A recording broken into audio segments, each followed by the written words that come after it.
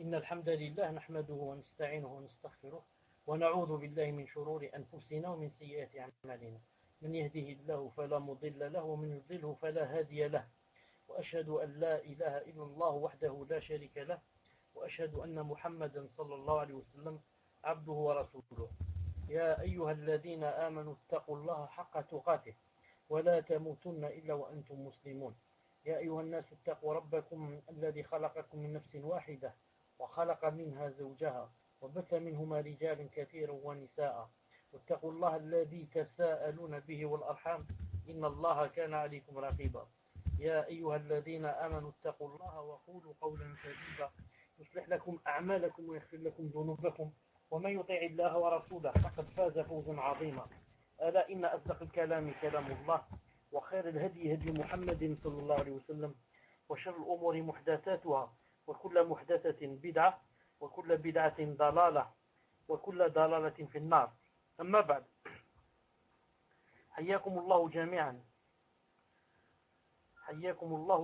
en cette soirée du samedi 5 du Jumad al-Oula 1432 de l'Hégire, ce qui correspond avec le 9 avril 2011 bi'idhnillahi subhanahu wa ta'ala. On va terminer, Inch'Allah ta'ala, le cours sur les funérailles, les rites des funérailles. Ahkam al-Janaiz, les Cheikh Ibn Uthaymin, alayhi rahmatullah. Muslim, est-ce qu'il y a des coupures ou là ça va? Alhamdulillah. Alhamdulillah. Le Cheikh dit, rahimahullah, في الصلاة على الميت لا يضر أن يكون رأسه عن يمين الإمام أو عن شماله. Page 101. Le Cheikh rahimahullah dit, quand on prie sur un mort, maintenant il est allongé dans son cercueil en face de nous, on va prier sur lui.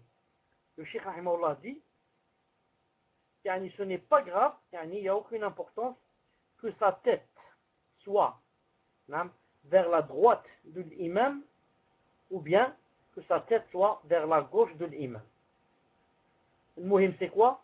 Le muhim c'est que l'imam, comme vous savez, quand il fait la prière sur un homme, il se met en face de sa tête. Et quand il fait la prière sur une femme, il se met au milieu de la femme.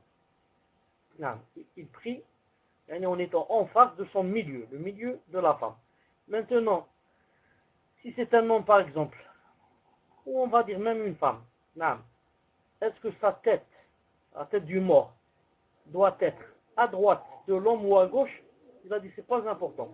Que sa tête soit à droite ou à gauche de l'imam. Page 101.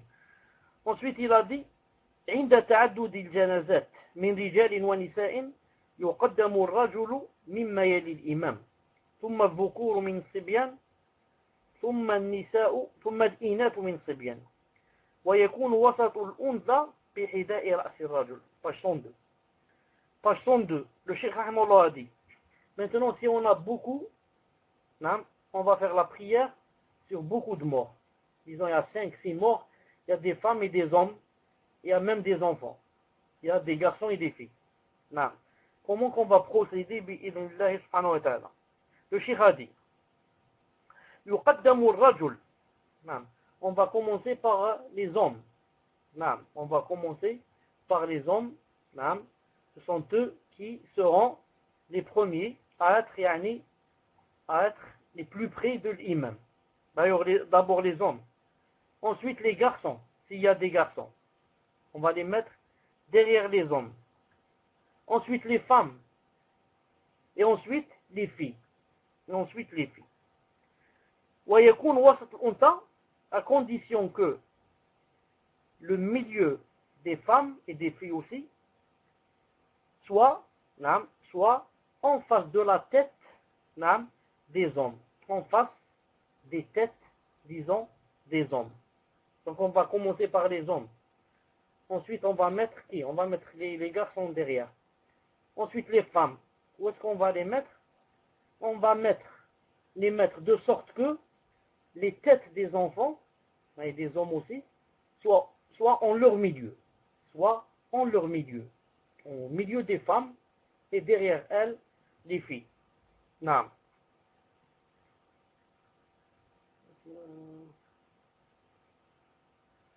Le Cheikh Rahimahullah, à la page 112, il dit que ça rentre dans la sunna. Il dit que ça rentre le fait de se lever, il y a yani, une janaza qui passe devant nous. S'il y a des gens qui sont en train de... qui vont aller enterrer quelqu'un et qu'ils ont ce défunt, ils l'ont sur les épaules, il a dit, il est de la sunna, si on est assis et on fait passer le mort devant nous, il a dit, il est de la sunna de se lever hein, jusqu'à ce que le mort passe.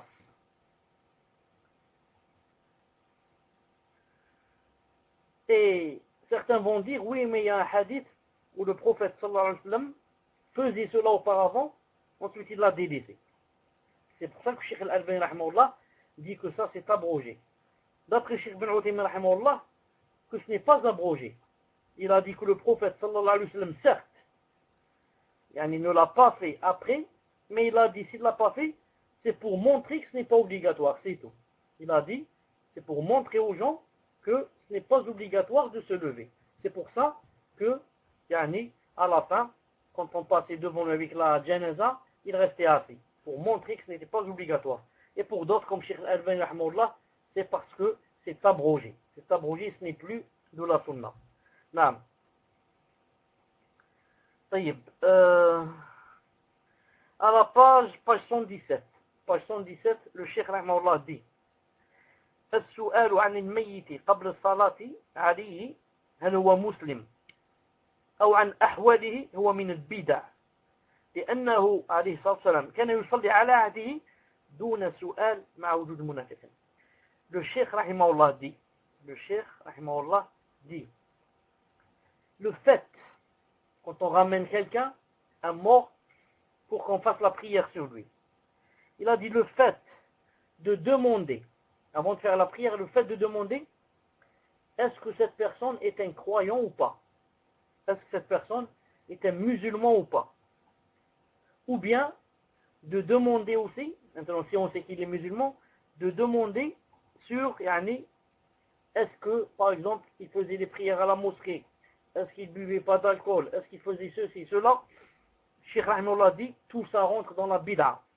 Pourquoi? Il a dit, car le prophète, sallallahu alayhi wa sallam, en son époque, il priait sur les gens qu'on ramenait pour la prière, il a dit, sans demander. Donc il demande, est-ce que c'est un musulman, est-ce que c'est un kafir, est-ce que c'est cela? Alors qu'il y avait, non, mais le cheikh il s'est dit, alors qu'il y avait parmi eux des hypocrites. Alors qu'il y avait parmi eux, qui? Des hypocrites. Donc, au temps du prophète, c'était plein d'hypocrites. Malgré cela, il n'a jamais demandé, est-ce que cette personne que vous ramenez là pour la prière, est-ce que c'est une musulmane ou bien pas? Il a dit donc le fait de demander comme ça rentre dans les bid'ah. Reste à savoir une chose que le cheikh rahimahullah ici n'a pas noté. On doit, Allah subhanahu wa ta'ala alam, on doit mettre ce qu'a dit le cheikh ici, on doit le mettre dans un contexte où c'est un pays musulman. Car le prophète sallallahu alayhi wa sallam à Médine, c'était quoi? C'est un pays musulman. Ça, Dawla Islamiyya. C'est pour ça que la base et la règle, c'est que tous les gens sont musulmans, sauf s'il y a un délit qui montre le contraire. Mais pas, par exemple, si on est dans un pays de kufr. Si on est dans un pays de kufr, par exemple, quand une personne meurt, on ne sait pas si la personne est musulmane ou ne l'est pas. Sauf si quoi? Sauf si il y a des gens qui témoignent que cette personne était musulmane et que c'est pour ça qu'on l'a ramenée pour faire la prière sur elle. Bi'idnillahi ta'ala. Autre chose, Inch'Allah ta'ala. Donc, on était à la page 117. À la page 119, le Cheikh rahimahullah a dit صلاة الجنازة والجنازة نفس الشيء لا تحتاج إلى دعاء الاستفتاح لأن مبناها على التخفيف بخلاف التعوذ من أجل الفاتحة. Le Cheikh rahimahullah a dit, quand on va faire la salat du mort, il a dit, ce n'est pas besoin, c'est-à-dire ça ne rentre pas aussi dans la sunna, de faire ce qu'on appelle dua al-istiftah. Vous savez, dua al-istiftah, quand on va faire une prière normale, qu'est-ce qu'on dit? On dit Allahu Akbar, et on ne dit pas directement mais on dit le Fatiha. On dit Allahu Akbar, on dit par exemple Allahu Akbar, ensuite on dit Allahu Akbar kabira, walhamdulillah kathira, wa subhanallah bukratan wa asila. Ou bien on dit Allahu Akbar, et on fait beaucoup de doigts. Il y a beaucoup de sortes de doigts qu'on appelle doigts al-istiftah. Naam. Attendez-moi, qu'est-ce que je dis plus souvent? J'ai oublié moi ce que je dis beaucoup. Naam. Je choisis une de ces doigts que je dis beaucoup. Allahu Akbar kabira, walhamdulillah subhanallah bukratan wa asila. Je crois que c'est celui-là que je dis. Wallahu alam. Al-muhim. On peut dire aussi Allahu Akbar subhanakallahumma wa bihamdik tabarak ismuk wa ta'ala jadduk wa la ilaha ghayruk. Ensuite, on dit A'udhu billahi minash shaitanir rajim, on commence.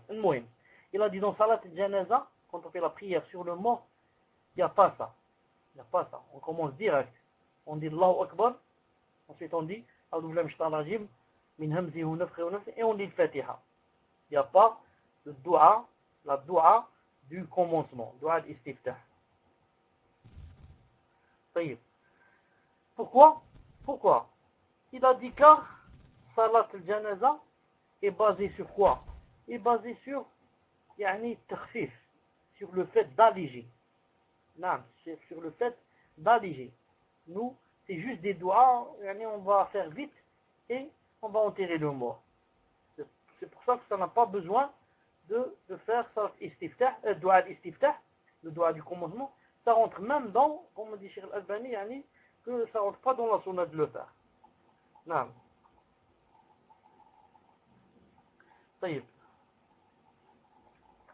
Le Cheikh rahimahullah est de l'avis, comme Cheikh Al-Albani rahimahullah, que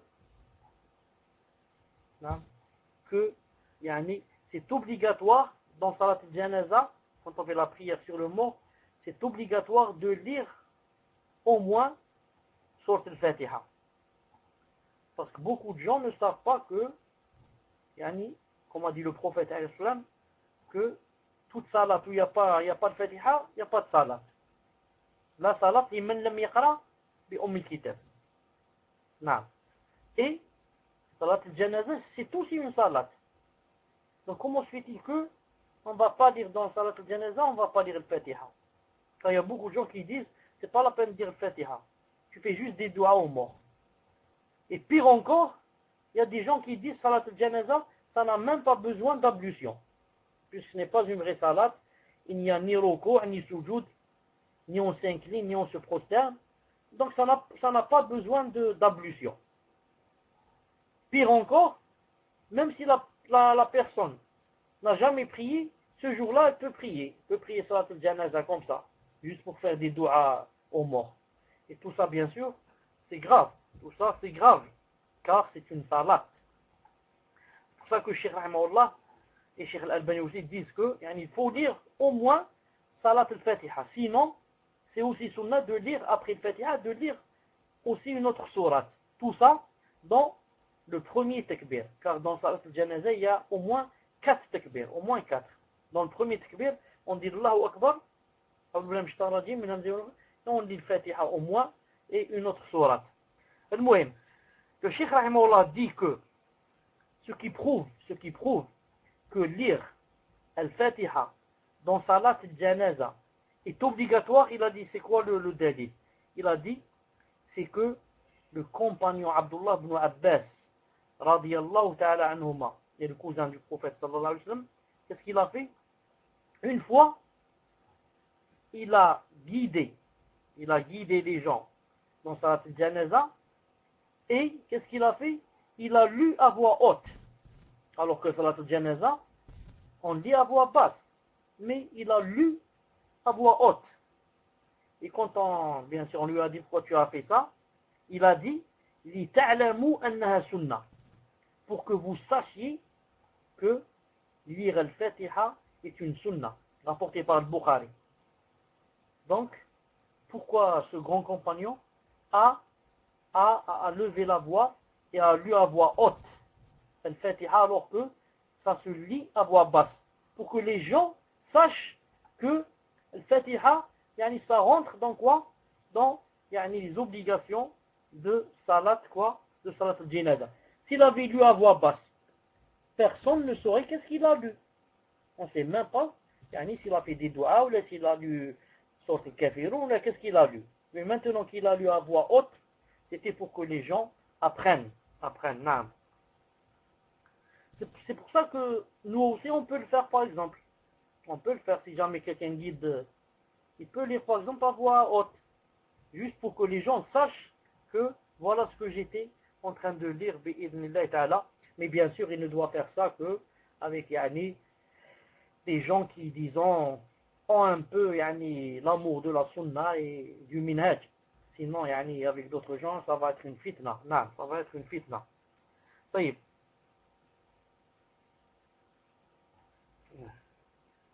Page 147. Page 147, le cheikh a dit, ou bien moi je dis, اشترط الشيخ في من أراد أن يصلي على قبر أن يكون الميت قد مات في حياة هذا المصلي، أي بعد ولادته وتمييزه، دفعا لإحداث بدعة الصلاة على قبر النبي صلى الله عليه وسلم والصحابة. Page 147. Chauffe. Que veut dire le shir ici?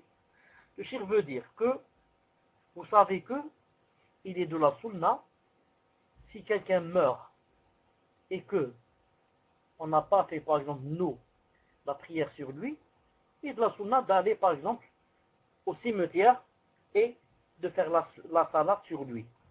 Je donne un exemple. Par exemple, c'est juste un exemple. Par exemple, moi je suis en France. Ensuite, par exemple, je rentre en Algérie, je trouve par exemple que mon grand-père est mort. Ou plutôt, quand j'étais en France, par exemple, mon grand-père est mort. Donc, et là-bas, c'est quelque chose de vraiment, je peux pas aller, je peux pas revenir en Algérie pour assister à l'enterrement, etc. Donc, je dois rester là-bas. Maintenant, quand je rentre, ça fait 1 mois, ou 3 mois, ou 4 mois, que mon grand-père a été quoi? A été enterré. Donc, j'ai pas fait la prière sur lui.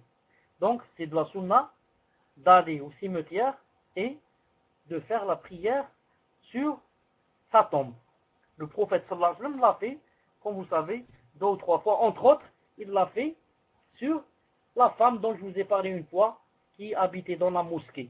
Et dont je vous ai dit que j'ai oublié, ce jour-là, j'ai oublié sa kunya. Elle s'appelle, sa kunya c'est Ummu Mihjan. Ummu Mihjan. C'était une noire de peau. On l'avait enterrée, il n'a pas su. Ensuite, il a dit pourquoi, où est-ce qu'elle est? Ils ont dit on l'a déjà enterrée. Il est allé vers sa tombe et il a fait la prière sur elle. Et la même chose, il l'a fait avec un homme qu'on a enterré la nuit. Et le prophète, quand il a su, il a dit pourquoi vous ne m'avez pas réveillé? Ils ont dit on n'a pas voulu te déranger. Il est allé à la tombe, il a fait la prière sur lui. Donc, maintenant, c'est sunna d'aller faire la prière sur une personne, chère à moi par exemple, à laquelle je n'ai pas assisté à son enterrement. Mais le cheikh dit, il faut une condition. Quelle est cette condition? Condition vraiment nécessaire. Quelle est cette condition? Il a dit, il faut que la personne qui est morte et sur laquelle je veux prier, il faut que lorsqu'elle est morte, j'étais né et j'étais déjà conscient. C'est-à-dire j'avais au moins, pour être conscient, avoir la raison, avoir au moins 7 ans. Avoir au moins 7 ans. C'est-à-dire que moi, par exemple, je ne peux pas faire la prière maintenant sur quelqu'un qui est mort il y a 100 ans.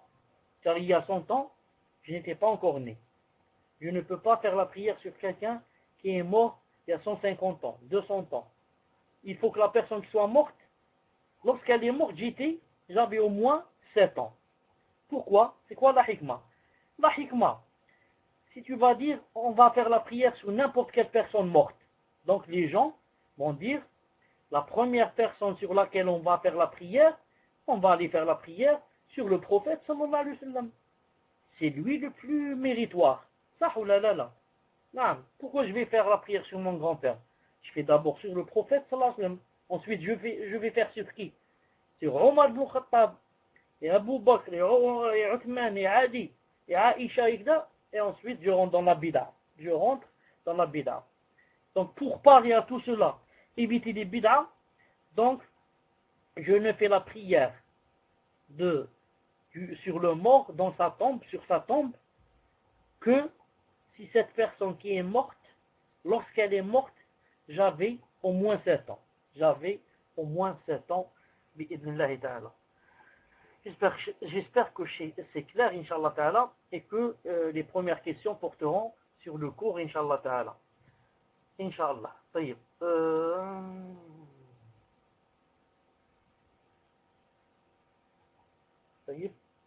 Page 146, maintenant le cheikh dit, page 146, il a dit وَمِنْ شُرُوطِ الصَّلَاةِ عَلَى الْغَائِبِ. Et parmi les conditions pour pouvoir faire la prière sur un absent, des fois quelqu'un est absent, il est mort dans un pays par exemple de Koufar, il n'y a personne qui fait la prière sur lui là-bas.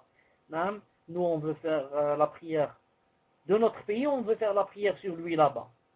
Il a dit, pour pouvoir faire cette chose, il faut une condition, laquelle il faut que personne n'ait fait la prière sur lui dans le pays où il est mort. Najashi, vous connaissez Najashi, le Négus, le roi d'Abyssinie d'autrefois. Quand il est mort, c'est un musulman.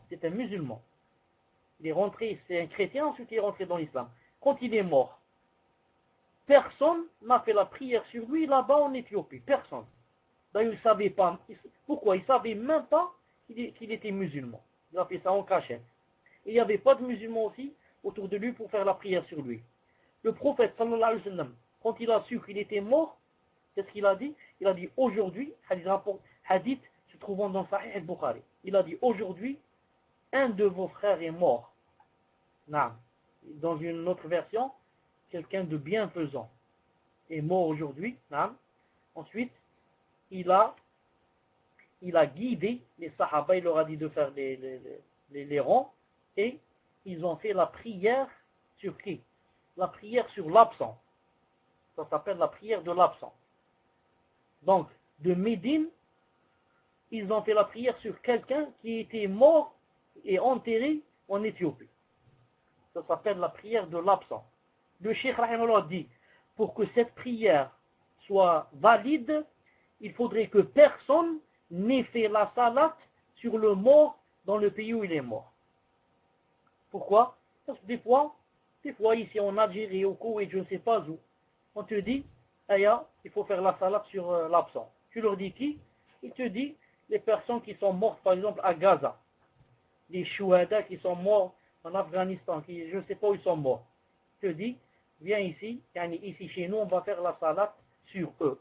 La salat de l'absent. On va dire, pour que cette salat soit acceptée et valide, il faut que personne n'ait fait la salat sur eux là-bas. Mais tant qu'il y a des musulmans là-bas, et qu'il y a au moins une personne qui a fait la prière sur ce mort, notre salat, nous, n'est ni valide ni sunnah. Ni valide ni sunnah. Et ça peut même rentrer dans la bida. C'était page 146. Dans la page 181, le cheikh dit, la yushtarat, ce n'est pas une condition, ce n'est pas obligatoire, an yakuna alladhi yunzilu al-mar'ata ila al-qabri min al-maharim. Le cheikh dit, ce n'est pas une obligation, ce n'est pas obligatoire, si c'est une femme qui est morte, que ça soit, que l'homme qui va la descendre, vous savez, c'est pas les femmes qui vont descendre les femmes dans le cimetière pour les enterrer, c'est toujours les hommes. Maintenant, le cheikh dit que si c'est une femme qui est morte, ce n'est pas obligé que l'homme qui va descendre la femme pour l'enterrer, ce n'est pas obligé qu'il soit de ses maharim, qu'il soit de ses proches, des proches avec lesquels elle ne peut pas se marier. Il a dit ce n'est pas une condition. Pourquoi? لأن النبي صلى الله عليه وسلم, car le prophète صلى الله عليه وسلم, أمر أبا طلحة, a ordonné à Abu Talha, à un compagnon qui s'appelle Abu Talha, أن ينزل في قبر ابنته, de descendre et de faire descendre, نعم, وأن يدفنها مع حضوره هو وزوجه عتبان. Donc le prophète sallallahu alayhi wa sallam, quand sa fille est morte, une de ses filles est morte, نعم, il a demandé à Abu Talha. Abu Talha, c'est un étranger par rapport à la fille du prophète sallallahu alayhi wa sallam. C'est un étranger. Il lui a demandé de descendre dans la tombe et de faire quoi? Et de faire descendre sa fille, la morte, hein, pour l'enterrer. Donc il va la toucher, bien sûr. Il va toucher le drap. Donc, alors que le prophète sallallahu alayhi wa sallam lui-même était présent. Et lui, c'est un mahram, c'est son père. Il n'a pas fait descendre. Il y avait même son mari, le mari de sa fille, Uthman ibn Affan. Et c'est pas lui qui l'a fait descendre.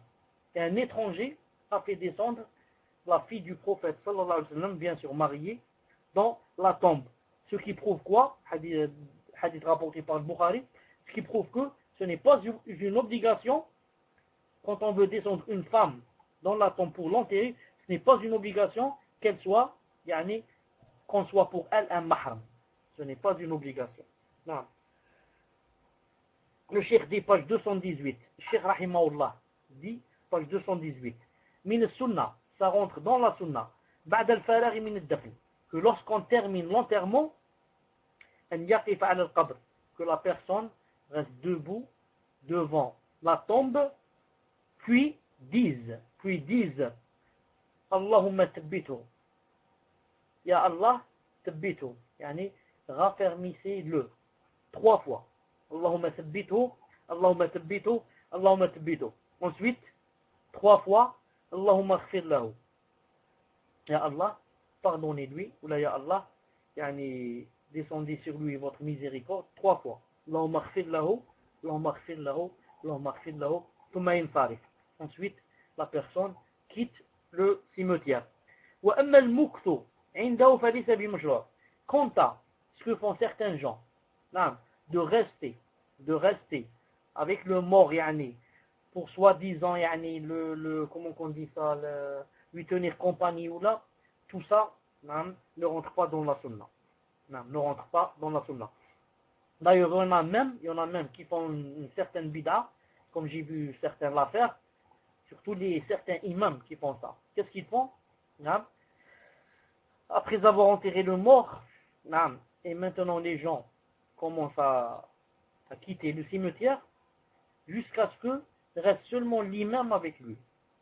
Et Za'mal imam Ada, il va lui dire, fais le tashahhud, fais ceci, fais cela, pour le raffermir. Alors que ça, au contraire, ça rentre dans la bid'a. Mais la sunna, c'est de dire 3 fois, Allahumma khfir lahu, et de demander à Allah subhanahu wa ta'ala de lui raffermir, de le raffermir, car le prophète sallallahu alayhi wa sallam nous a averti dans un hadith authentique. Qu'est-ce qu'il a dit? Il a dit, quand quelqu'un meurt et qu'on l'enterre, il a dit, quand on est en train de jeter sur lui de la terre, il a dit, quand le dernier jette la dernière poignée de terre, là, plus personne ne va jeter maintenant de la terre sur lui. C'est la dernière poignée. Il a dit, alors 2 anges viennent, pour questionner le mort 3 questions. Il a dit, alors, vous devez quoi? Vous devez demander à Allah subhanahu wa ta'ala de le raffermir dans les réponses. Donc, de le raffermir pour qu'il réponde bien aux 3 questions. Donc, on doit toujours avoir ça, entre les yeux et dans le cœur, que quand on est dans un cimetière, dès qu'il termine, là, on ne jette plus de terre sur lui, de lui faire des doigts pour que Allah Ta'ala le raffermisse, car maintenant, à l'instant même, on est en train de lui poser les 3 questions. Il a dit, quant à certains qui disent que il est de la sunna de rester devant lui jusqu'à le temps, à peu près l'équivalent d'égorger un chameau. Égorger un chameau, combien ça prend? Peut-être 10 minutes, peut-être un quart d'heure. Certains ont dit qu'il est de la sunna de rester au moins le temps d'égorger un chameau, et ils ont cité quoi? Pas seulement de l'égorger, mais ensuite de lui enlever la peau, etc. Et le temps que yani on partage sa viande. Donc ça prend au moins une demi-heure, au moins. Le Cheikh Rahimahullah a dit, parce que les gens qui disent ça, ils disent pourquoi? Ils disent car il y a un sahabi radiallahu ta'ala anhu, très connu, qui s'appelle Amr ibn al-As, celui qui a libéré et conquis l'Égypte. Amr ibn al-As. Ils disent que celui-là a dit comme ça. Il a dit à ses parents, à sa famille, si jamais je meurs, restez devant moi le temps d'égorger un chameau et de distribuer sa viande. Cheikh Ibn Uthaymin dit, ce conseil, ou là, ce testament, ou là, ce vœu, ou là, ce souhait, c'est le souhait de Amr ibn al-As. Et nous, on n'est pas obligé de suivre Amr ibn al-As, mais on suit quelqu'un qui s'appelle Muhammad ibn Abdullah sallallahu alayhi wa sallam. Et Muhammad ibn Abdullah sallallahu alayhi wa sallam n'a pas fait cette chose. N'a pas dit rester devant le mort le temps d'égorger un chameau. Vous avez compris? Donc ça, c'est le vœu de Amr ibn al-As. Et, maintenant si sa famille, la famille à lui, veut lui exaucer ce vœu, c'est entre lui et eux. Mais ce n'est pas une sunna pour nous de le suivre, radiyallahu ta'ala anhu. Radiyallahu ta'ala anhu. À la page 238, le Cheikh Rahimahullah dit الدعاء للميت عند قبره لا بأس به. Il a dit, c'est permis, quand on va dans un cimetière, on s'approche d'une tombe, par exemple de l'un des gens qu'on connaît, il a dit, c'est permis de lui faire des doigts, de dire par exemple, Allahumma arhamhu, ya Allah, faites-lui votre miséricorde. Allahumma adkhilhu al-jannah, ya Allah, rentrez-le au paradis. Ifsah lahu fi qabri, ya Allah, élargissez-lui sa tombe, etc., etc. وهذا بخلاف قراءة القرآن. Contrairement au fait de réciter le Coran, ou bien de lire le Coran devant sa tombe, فإنه من البدع.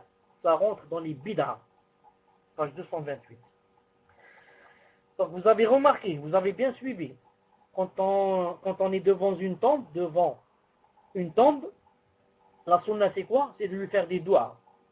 Ya Allah, pardonnez-lui, Ya Allah, faites-le rentrer au paradis, Ya Allah, éloignez-le de l'enfer, Ya Allah, changez-lui une maison mieux que sa maison, des enfants mieux que ses enfants, et comme ça, dans les doigts. Mais, ça c'est permis. Mais ce qui n'est pas permis, ce qui rentre dans la bid'a, c'est d'aller là-bas pour lire le Coran. Comme certains et certaines, ils lèvent les mains et commencent à lire قُلْ هُوَ اللَّهُ أَحَدٌ قُلْ أَعُوذُ بِرَبِّ النَّاسِ قُلْ أَعُوذُ بِرَبِّ الْفَلَقِ قُلْ يَا أَيُّهَا الْكَافِرُونَ. L'autre il lit Ayat al-Kursi, l'autre il va lire Al-Baqarah, l'autre il va lire tout le Coran. Tout ça, subhanallah al-azim, tu crois que tu es en train de faire quelque chose de bien, alors tu fais de la bid'a et tu te remplis de sayyi'at sans que tu le saches. Allah subhanahu wa ta'ala nous préserve. Et que Allah subhanahu wa ta'ala nous fasse apprendre notre religion. Non. Ensuite, le cheikh dit, page 231, une chose très importante aussi, il dit, Laysa min sunnah. Il dit, ce n'est pas de la sunna, ça rentre pas dans la sunna. Wala min fi'li salaf, ni dans le comportement des salaf ou salih. De quoi? De faire quoi? Al-qiyam fi an-nas khatim fi al-maqbara. De se lever. Non. De se lever au cimetière, quand les gens terminent l'enterrement, et de commencer à faire un prêche, et de commencer à faire un discours, et de commencer à parler de la salat, ou bien du mort, ou bien. Beaucoup de gens font cela. Le Cheikh Rahimahullah dit, ça rentre ni dans la sunna, ni dans le comportement des pieux prédécesseurs Rahimahullah. Et il a dit, ce qu'a fait le prophète sallallahu alayhi wa sallam, parce qu'une fois ou deux fois, le prophète sallallahu alayhi wa sallam a fait un discours, après l'enterrement du mort. Il a dit, il l'a fait, sans que c'était dans le plan. C'était pas planifié. Mais c'est venu comme ça. C'est pour ça que Cheikh Rahimahullah dit, si ça vient comme ça, sans être préparé, ça ne fait rien. Mais si c'est préparé à l'avance, et dire, voilà, il y a aujourd'hui quelqu'un qui est mort, donc je vais aller avec eux là-bas, pour que quand il termine, je vais faire un discours. Il a dit ça, le prophète ne l'a pas fait, ni les sahaba, ni ça rentre dans la sunna. Mais si c'était pas planifié, ensuite tu as remarqué quelque chose, ensuite quelque chose est descendu sur ton cœur, ou là, tu as été inspiré, parce que tu as dit, s'il vous plaît, avant de quitter, je voudrais vous dire une chose, tu as donné une nasiha sur la salat, il a dit c'est permis. Mais à condition que ce n'était pas planifié et que de ne pas le faire tout le temps. Le prophète, dans toute sa vie, il a fait ça deux fois, sans le vouloir, sans le planifier. C'est pour ça que Cheikh Rahmaullah dit une phrase très, très importante en arabe. Pour ceux qui comprennent l'arabe, il dit Ij'aluha maqabir. Laissez là des cimetières, maqabir. Wa laysat manabir. Et non pas des mimbars. Le cimetière, il a dit laisse-le cimetière. Ne fais pas du cimetière un mimbar. C'est comme si on est dans une mosquée, Jumu'ah, le mimbar, quelqu'un va monter sur le mimbar, va nous faire le discours. Non, ça c'est un cimetière. On est venu pour enterrer la personne et pour faire des doigts et partir. Non pas pour faire des discours. Mais si on le fait, comme je vous ai dit, si on le fait, c'est pas planifié, on ne fait pas tout le temps, c'est permis, bi'idnillahi ta'ala. Qu'est-ce qu'il reste encore deux ou trois choses. Quand on va dans un cimetière, il y a où là on passe devant un cimetière, il y a beaucoup, par exemple, de doigts à faire. Là. Mais il ne faut pas mélanger entre les doigts. Commencer le premier doigt et le terminer avec un deuxième doigt en les mélangeant. Là. Ce qu'on peut dire, par exemple, la doua que je vais dire, qui est dans Sahih ibn Majah, le Cheikh Al-Albani rahimahullah, où le prophète disait Assalamu alaykum ahl al-diyari min al-mu'minina wal-muslimin. Que la paix soit sur vous, les gens de la demeure, les gens des demeures, des croyants et des musulmans. Wa inna insha'Allah bikum lahiqun. Et insha'Allah, on va vous suivre. Wa inna insha'Allah bikum lahiqun. On va vous rejoindre. Et insha'Allah, on va vous rejoindre. Nas'alullah lana wa lakum l'afiyya. On demande à Allah subhanahu wa ta'ala à nous et à vous l'afiyya. L'afiyya, yani que vous soyez préservés. On demande à Allah ta'ala à nous et à vous Allah lana l'afiyya. Non. Et si quelqu'un meurt, et que on rencontre quelqu'un de ses proches, qu'est-ce qu'on lui dit? Isbir wahtasib. Patiente et escompte la récompense chez Allah subhanahu wa ta'ala. Fa inna lillah ma akhad. Yani Allah appartient ce qu'il a pris. Wa lahu ma ata. Et à lui appartient ce qu'il a donné. Wa kullu shay'in 'indahu bi ajalin musamma. Et toute chose est chez lui, chez Allah, yani bi ajalin musamma, yani prédestiné à l'avance, ni ça n'avance, ni ça recule. Non.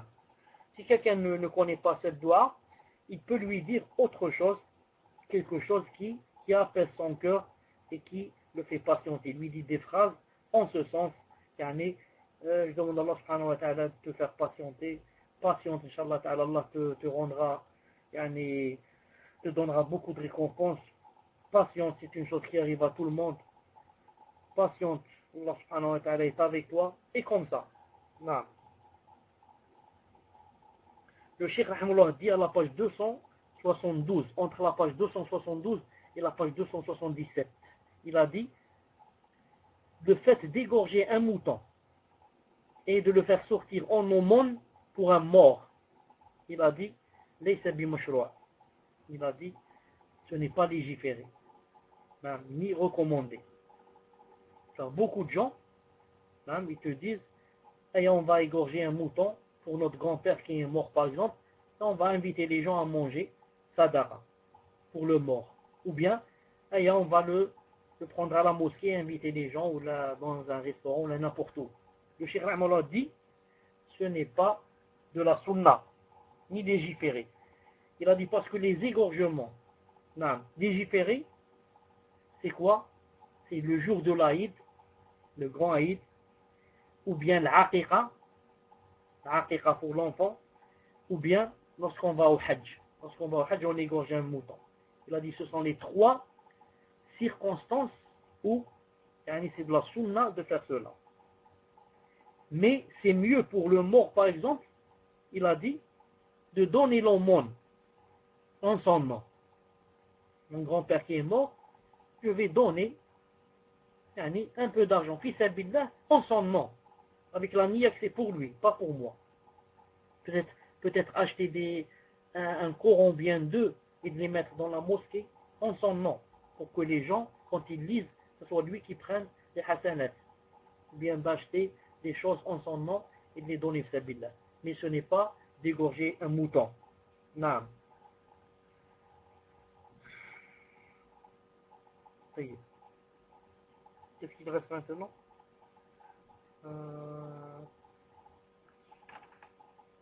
Non. On va s'arrêter ici. Ce sera le dernier cours, Inch'Allah Ta'ala, sur les rites des funérailles. Et c'est le moment de Salat al-Isha, Inch'Allah Ta'ala. On commencera par des questions qui ont rapport. Une seconde. Hein.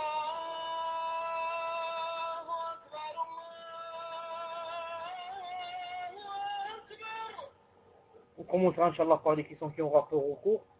Ensuite, on passera aux autres, bi'idhnillahi ta'ala. Rendez-vous, Inch'Allah Ta'ala, entre 20 minutes et une demi-heure. Subhanakallahumma wa bihamdik. Ashhadu an la ilaha illa anta astaghfiruka wa atubu ilayk.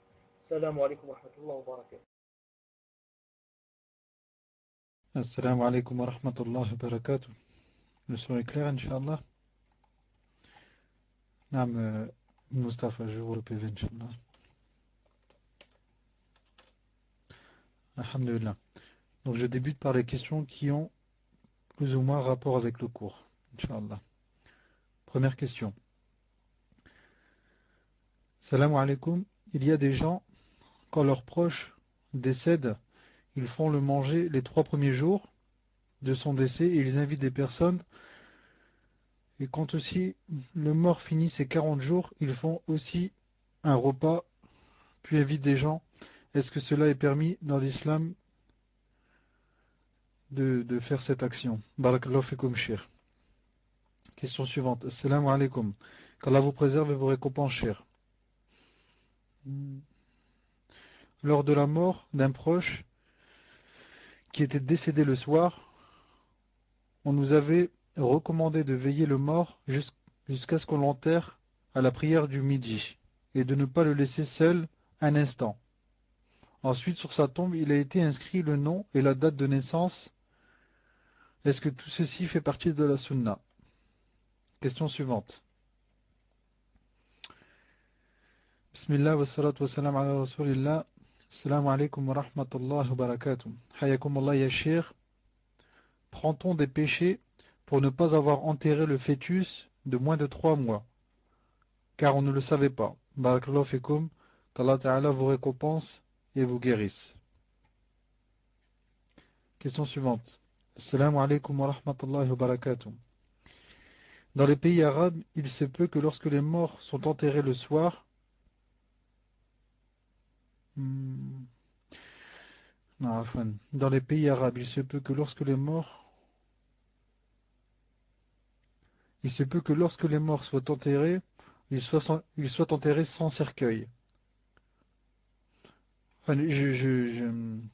J'arrive pas bien à comprendre le sens de cette phrase. Dans les pays arabes, il se peut que lorsque les morts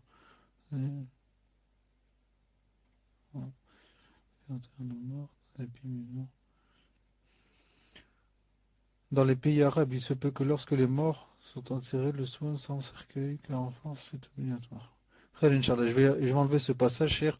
Est-il obligatoire de faire enterrer nos morts dans un pays musulman? Il y a un hadith qui dit qu'il faut enterrer les morts là où ils sont morts. Que pouvez-vous nous dire sur cela? Et qu'en est-il de nos morts déjà enterrés ici, qui vont être certainement déterrés dans quelques années? Car ici, on loue la parcelle de terre Barakallahu fikum Sheikhana pour votre temps et votre patience, qu'Allah vous guérisse. En résumé, cher, en France, en fait, on est obligé de mettre le mort dans un cercueil et pas dans un pays musulman. Donc je ne sais pas exactement ce qu'a voulu savoir la personne sur ça. Question suivante.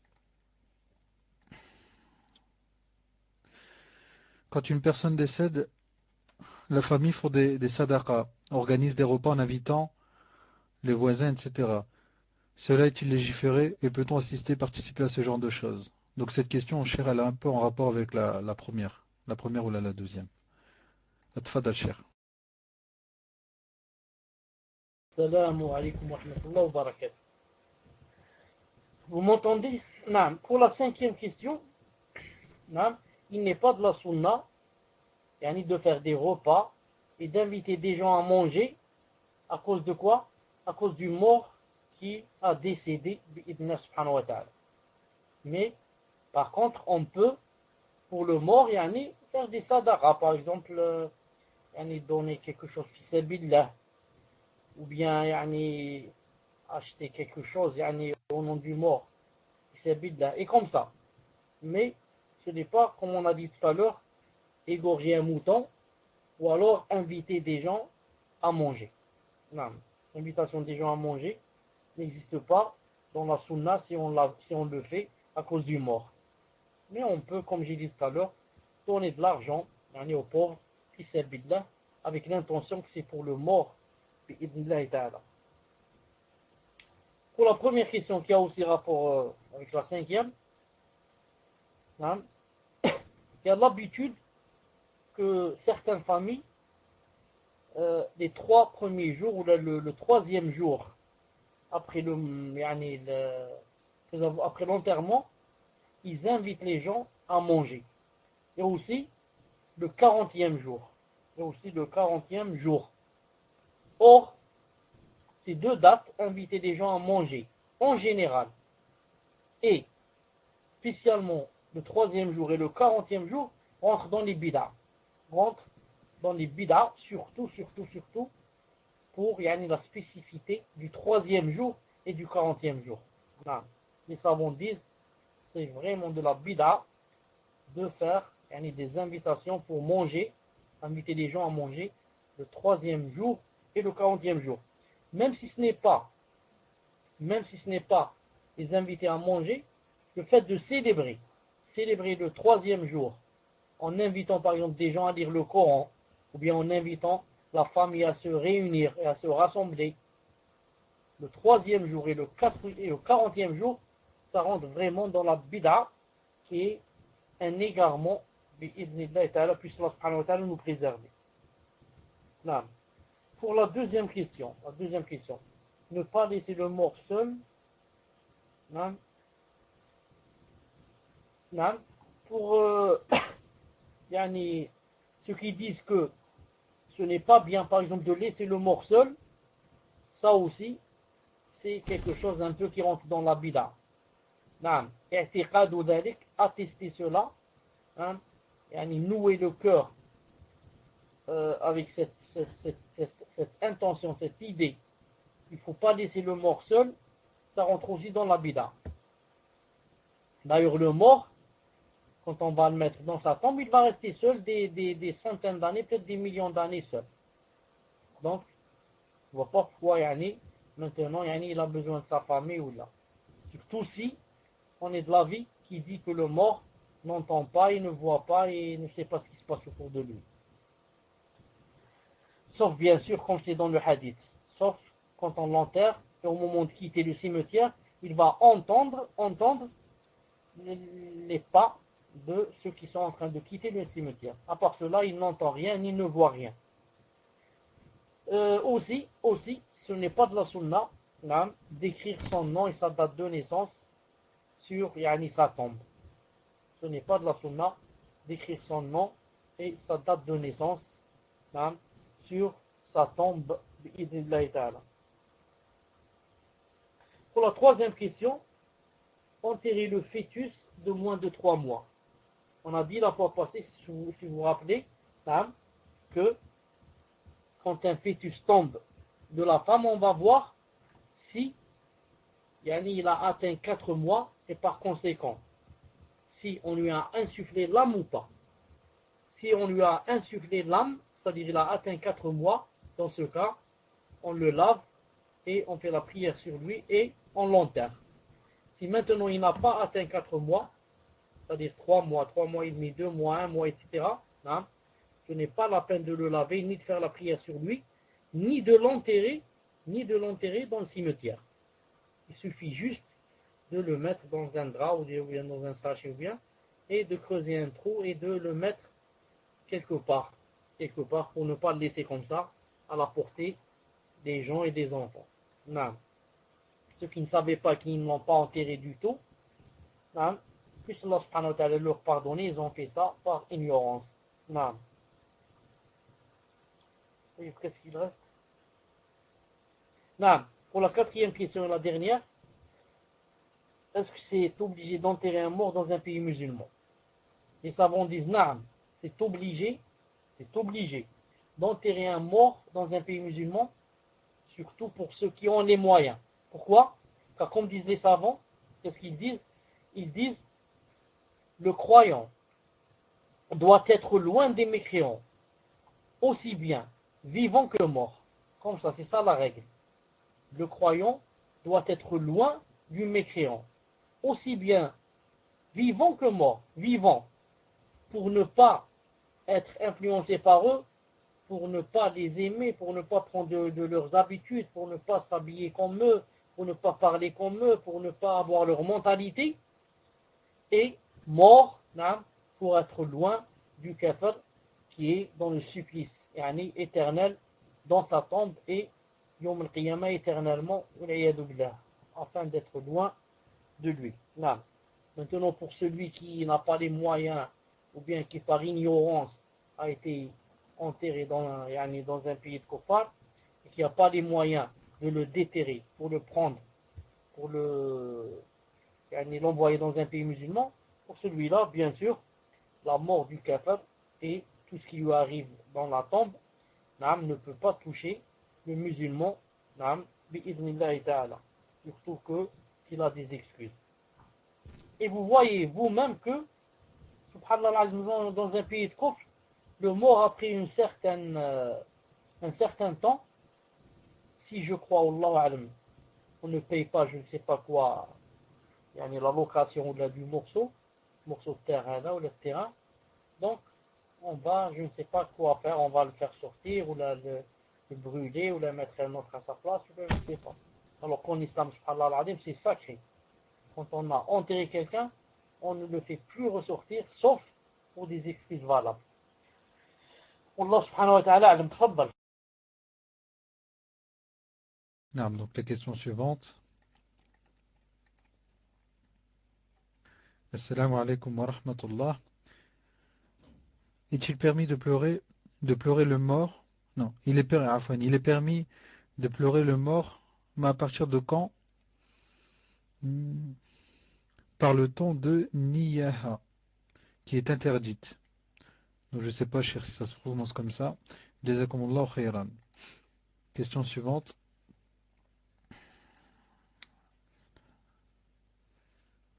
Salam alaikum wa rahmatullahi wa barakatuh, cher. L'imam a fait salat janaza devant le corps du mort, mais dans le cimetière, en sachant que les personnes qui étaient derrière l'imam faisaient la prière sur une terre neutre, sans tombe, mais cette terre fait partie du cimetière. Est-ce une mauvaise pratique? Barakallahu fekum. Question suivante. Salam alaikum. Mon père, rahimahullah, est mort en France, puis avant d'être envoyé en Algérie pour être mis en terre, on l'a mis dans un cercueil.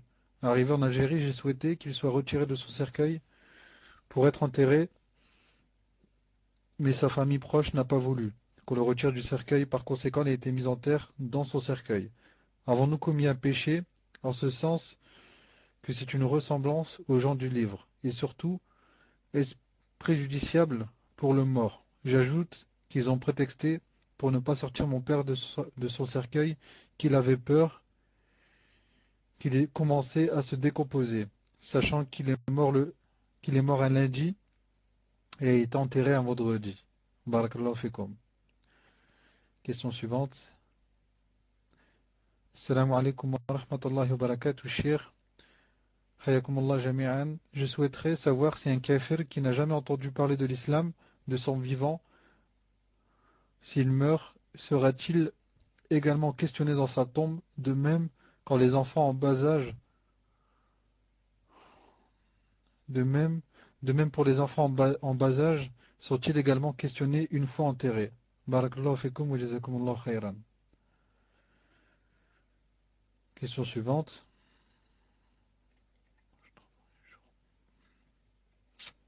Ah, mais elle a déjà été lue celle-là. Salam alaikum wa rahmatullahi wa barakatuh, shir. J'ai récemment assisté à une conférence sur le lavage mortuaire. Et le frère disait qu'il fallait impérativement être très délicat avec le corps du défunt, car son âme était toujours présente dans le corps.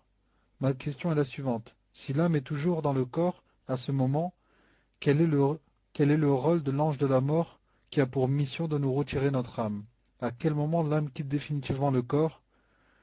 Est-ce que l'âme est présente dans le corps pendant les châtiments de la tombe? Barakallahu fikum. Tfadal. Naam, vous m'entendez? Alhamdulillah. La première question, Akh Muslim, n'est pas très claire. Naam. Est-ce que tu pourrais, Inch'Allah Ta'ala, la recommencer? La première question n'est pas claire pour moi. Tfadal. Naam, cher. Je vais vous la poster, Inch'Allah. C'est mieux parce qu'il y a de la phonétique et je prononce certainement mal ce que la personne a écrit. Tfadal, cher. D'accord. Il est permis de pleurer le mort, mais à partir de quand? Pour la première partie de la première question, le mort, il est permis de le pleurer quand on sent qu'on veut pleurer. Pleurer, ce n'est pas nous qui nous commandons. Pleurer le mort, en islam, ce n'est pas décider et dire attends, je vais pleurer maintenant. À chaque fois qu'on est chagriné et qu'on pleure, c'est permis. Même si c'est des années après. Maintenant, si je me rappelle mon grand-père qui est mort il y a 30 ans, et que je sens que mes yeux ont larmoyé, et qu'ensuite j'ai pleuré, je pleure. Ce n'est pas interdit en islam. Ce qui est interdit, c'est quoi? C'est, comme dit ici la personne, niyaha, de hurler, ou bien de se frapper les joues, ou bien de se déchirer les vêtements, ou bien de se tirer les cheveux, ou bien de dire des phrases, ah, et pourquoi seulement, pourquoi j'ai été atteint de ce chagrin, pourquoi j'ai été atteint, je suis atteint de ce malheur, pourquoi Allah Ta'ala m'a fait cela, pourquoi ya B, pourquoi ceci, et je commence à faire cela. Ça, c'est interdit. Mais seulement pleurer et avoir des larmes, ce n'est pas interdit, même si c'est à vie, même si toute ta vie, tu as des larmes et tu pleures quand tu te rappelles ton père ou là, ton mari ou là, ton fils. Ensuite, il faut se rappeler que c'est interdit de, comment on dit ça, attends, je cherche le mot d'abord en français, ce qui est interdit en islam, c'est c'est de plus de 3 jours, plus de 3 jours, de montrer son chagrin, ne pas vouloir s'habiller, etc. Plus de 3 jours, même si ce n'est pas un mari. Sauf la femme, pour son mari, elle doit, pendant 4 mois et 10 jours, ne pas montrer sa parure et ne pas mettre des bijoux, etc. Comme vous le savez tous. 4 mois et 10 jours. Sauf elle, pour son mari. Non. Sinon, pour tous les autres, c'est interdit plus de 3 jours. Mais ce qui était interdit, c'est quoi? Ce n'est pas de pleurer, non. C'est de montrer que je dois rester enfermé dans ma chambre, je ne parle à personne, je ne contacte personne, je ne parle pas au téléphone, tout ça. Ça, c'est interdit. Plus de 3 jours, sauf pour la femme et son mari, 4 mois et 10 jours. J'espère que c'est clair, Inch'Allah Ta'ala. Mais il y a une différence entre ça et entre avoir des larmes et pleurer sans niyaha, sans hurler. Autre chose, pour la prière au cimetière, c'est même interdit de prier dans un cimetière, même pour le mort. La sunna, c'est de prier pour le mort dans un musalla, dans un endroit spécialement conçu pour faire la prière du mort. Sinon, dans n'importe quel endroit, un morceau de terrain comme ça, même dans un stade, mais pas dans le cimetière. Sinon, la sunna c'est quoi? C'est dans la mosquée. C'est de faire la prière du mort dans la mosquée, comme l'a fait le prophète sallallahu alayhi wa sallam sur deux frères qui sont morts, Souhaïd et Sahl. Deux frères, ils sont morts, il a prié sur eux, le prophète sallallahu alayhi wa sallam, dans la mosquée. Et comme on a prié sur Aïcha, dans la mosquée, on a prié sur Omar, dans la mosquée, radiyallahu ta'ala anhu. Ensuite, qu'est-ce qu'elle dit? Pour la troisième question, la personne qui a été enterrée dans le cercueil. Ce n'est pas de la sunna d'enterrer quelqu'un dans le cercueil. Pire encore, c'est quoi? C'est l'enterrement des kuffars. C'est pour ne pas les ressembler, donc je ne dois pas faire comme eux. Donc je ne dois pas enterrer mon mort dans le cercueil. Maintenant, pour répondre spécifiquement à la question qui est venue, que maintenant, le mort se trouve déjà dans le cercueil. Ils l'ont déjà mis dans le cercueil, ça fait je ne sais pas, une semaine ou là je ne sais pas quand. Et que, en plus de cela, ils ne m'ont pas permis de le faire sortir du cercueil. Est-ce que vous m'entendez ou là ça s'est coupé? Est-ce que vous m'entendez? Maintenant j'ai dit, en règle générale, il est interdit d'enterrer quelqu'un dans le cercueil pour ne pas ressembler au kuffar. Mais maintenant, si moi j'ai essayé et je n'ai pas pu, j'ai essayé de faire sortir mon père du cercueil et j'ai pas pu. Il y a mon oncle, mes oncles, mes cousins qui sont vraiment difficiles et qu'ils n'ont pas accepté, ils ont crié, ils ont hurlé, ils ont ceci. Maintenant, s'ils vont l'enterrer et ils l'ont enterré, ce sont eux qui vont endosser Yawm al-Qiyamah, les sayyi'at. Ce sont eux qui vont endosser Yawm al-Qiyamah d'avoir fait cette chose. Maintenant, si eux, ils ont des raisons, ils ont dit, parce qu'il s'est décomposé, et si jamais maintenant on va le faire sortir, il est décomposé, il a une mauvaise odeur, il a ceci, il a cela, si maintenant ils l'ont enterré dans le cercueil, avec cette niya, pas la niya de vouloir faire comme les kuffars, mais à cause de sa décomposition, etc., peut-être, Allah subhanahu wa ta'ala, qu'ils auront une excuse demain devant Allah subhanahu wa ta'ala. Quatrièmement, pour le kafir qui n'a jamais entendu parler de l'islam.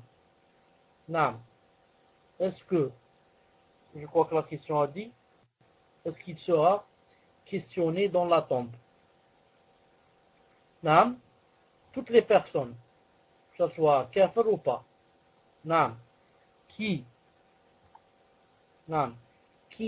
sont morts pubères, seront questionnés dans la tombe, sauf ceux qui ont été acceptés en islam.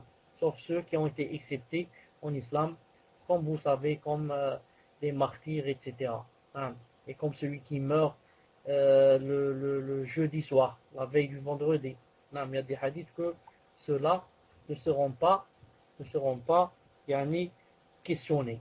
Et rentrent avec eux les enfants parce qu'ils ne sont pas pubères. Ils ne sont pas pubères, donc ghayru mukallafin. Et quand il a dit kafir qui n'a jamais entendu parler de l'islam, etc., hada, yawm al-qiyamah, Allah subhanahu wa ta'ala va voir est-ce que vraiment il a fait des efforts, etc., et il n'est pas arrivé, ou bien il n'a pas voulu chercher à comprendre. Car il y a une différence entre celui qui veut chercher la vérité et qui n'arrive pas. Il veut chercher la vérité et comprendre et comparer entre les religions. Et on lui dit que l'islam, c'est la plus mauvaise religion. Que c'est la religion des bombes et des égorgements et de tuer les bébés, etc. Et il a fui de cette religion. Il y a une différence entre celui-là et la personne qui n'a jamais essayé de comprendre et qui a dit moi ça ne m'intéresse pas, je ne veux pas comprendre ni chercher c'est quoi l'islam ni rien. Celle-là, elle ne sera pas excusée. Quant à l'autre qui a essayé, qui n'est pas arrivé, etc., Allah subhanahu wa ta'ala, comme c'est dans le hadith authentique que vous connaissez tous, rentre parmi les 4 personnes qui, Yom al-Qiyamah, Allah ta'ala va leur envoyer un messager et va les tester pour voir s'ils vont suivre ce messager ou pas. Et ce messager va leur dire de rentrer en enfer pour voir s'ils vont le suivre ou pas. Enfin, pour la dernière question, la personne qui, pendant le lavage du mort, a dit que il faut aller doucement avec le mort, etc., car son âme est toujours dans son corps, etc. On va lui dire que cette chose n'est pas vraie, bi'idhnillahi ta'ala. Car comme a dit celui qui a posé la question, donc, qu'a fait l'ange de la mort? C'est quoi la fonction de l'ange de la mort si ce n'est pas de lui ôter l'âme? Et est-ce qu'en lui ôtant l'âme, maintenant il va la lui rendre? C'est pas possible. Donc le mort, quand on le lave, son âme n'est pas avec lui. Son âme n'est pas avec lui. Certes, elle n'est pas très loin, car quand on va le mettre sur les épaules pour l'emmener au cimetière, elle va parler au-dessus du cercueil, du linceul. Elle va dire, où est-ce que vous m'emmenez, où est-ce que vous m'emmenez? Surtout si c'est une personne qui a fait du mal, qui a fait du mal et qui ne voudrait pas du tout être enterrée. Et si c'est une bonne personne, elle va dire, faites vite, pour la faire précipiter et hâter son enterrement. Donc elle n'est pas loin, elle est juste au-dessus du mort. Mais pour dire qu'elle est à l'intérieur du mort, ça, c'est une chose fausse, bi'idhnillahi subhanahu wa ta'ala. Ensuite, la personne a dit, et est-ce qu'elle est dans le corps du mort pendant le châtiment? Les savants disent, bi'idhnillahi ta'ala, écrivez-moi numéro 1 si vous m'entendez. Alhamdulillah. Les savants disent, quand une personne est vivante, et on lui fait mal, le mal qu'on lui fait touche son corps. Et ils ont dit, même son âme aussi, lui fait mal. Et quand il est dans la tombe, ils ont dit, le mal qui lui arrive à quoi? Arrive à l'âme, bi'idhnillahi ta'ala. Car son corps, comme vous savez, il va se décomposer, ensuite il ne va plus exister. Mais l'âme restera toujours, elle est là dans la tombe, en train de quoi? En train de subir le châtiment bi'idhnillahi ta'ala. Tfaddal pour les autres questions. Juste avant de continuer la lecture des questions, j'ai une petite question à vous poser. Sur les questions en rapport avec le cours, toutes les personnes j'ai déjà eu donc les différentes questions de tous les frères et sœurs qui voulaient poser des questions, et il y a des personnes qui veulent reposer une question sur le cours. Est-ce que je privilégie ces questions-là, ou alors comme elles ont déjà posé une question, on passe aux questions d'ordre général? Dites-moi si vous préférez toutes les questions d'abord qui ont un rapport avec le cours et les rites funéraires. Tfadal Cheikh. On termine d'abord par celles qui ont rapport avec le cours. Même si c'est des questions qui ont été déjà posées. Tfaddal. D'accord, alhamdulillah. Donc les questions suivantes.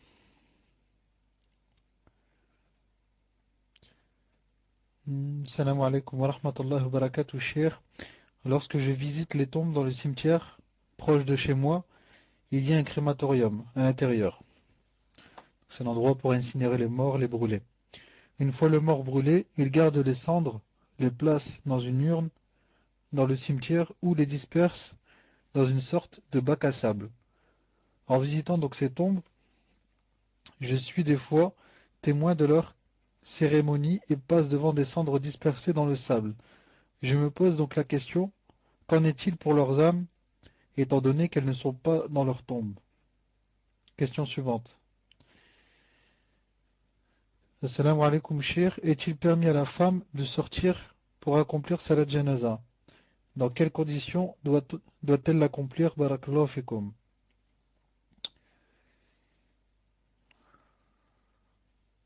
Donc, question suivante. Hmm.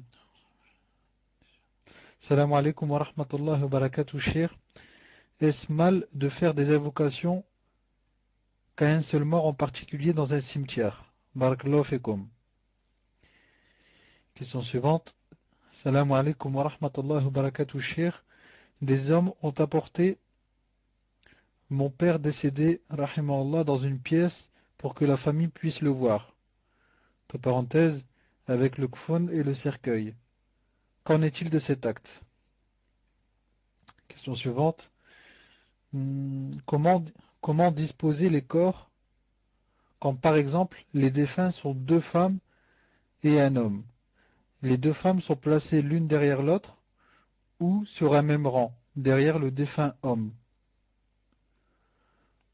Donc à mon avis, Cher, elle veut parler de soit l'un derrière l'autre, c'est-à-dire